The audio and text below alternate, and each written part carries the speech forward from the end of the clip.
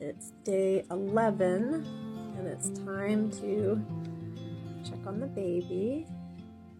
It's right before we go to bed. And of course, Mommy and Daddy all are cuddling with the baby. Oh, are you preening? Oh, are you feeding the baby? I don't want to disturb you if you're feeding.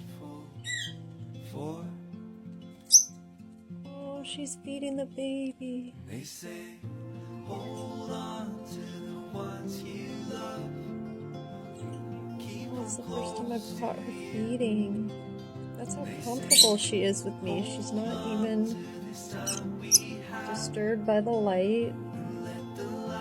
What a good mom. Well, I was going to take the baby out and do our checks, but it appears that Mommy is in the middle of feeding the baby. I don't want to disturb that. What a good girl. Now I see why every time I take the baby out at night, his crop is huge. What a good girl.